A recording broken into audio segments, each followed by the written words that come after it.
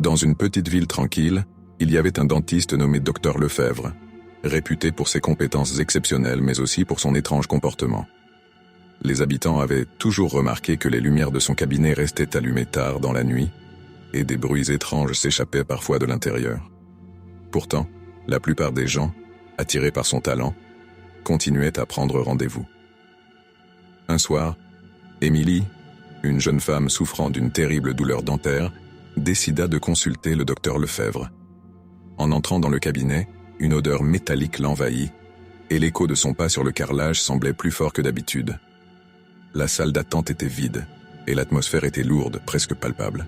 « Entrez, mademoiselle », dit une voix douce mais glaciale. C'était le docteur Lefebvre, son sourire révélant des dents blanches impeccables, mais ses yeux brillaient d'une lueur sinistre. Émilie, hésitante, s'installa sur le fauteuil dentaire. Elle remarqua que les murs étaient couverts de photos de sourires parfaits, mais ce qui la dérangeait le plus, c'était l'absence de miroir. « Vous avez de la chance, mademoiselle. Je vais vous débarrasser de votre douleur, » murmura-t-il, tout en préparant ses instruments. Émilie sentit une vague de peur l'envahir alors qu'il s'approchait, avec un sourire presque trop large.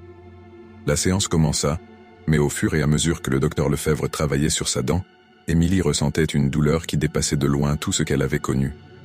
Elle tenta de crier, mais aucun son ne sortit de sa bouche. Les instruments du dentiste brillaient d'une lueur rougeâtre et Émilie commença à comprendre que quelque chose n'allait pas.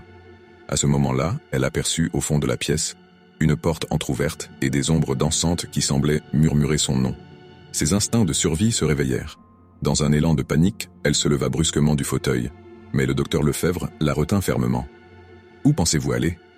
demanda-t-il d'une voix douce, mais avec une fermeté glaciale. « J'ai encore tant de travail à faire. » Dans un ultime effort, Émilie réussit à se dégager et à courir vers la porte. Les ombres semblaient l'appeler, lui promettant la liberté. Elle franchit rapidement le seuil, mais le couloir était interminable. La lumière s'éteignait derrière elle, et les murmures des âmes perdues devenaient de plus en plus forts. Finalement, elle parvint à sortir du cabinet.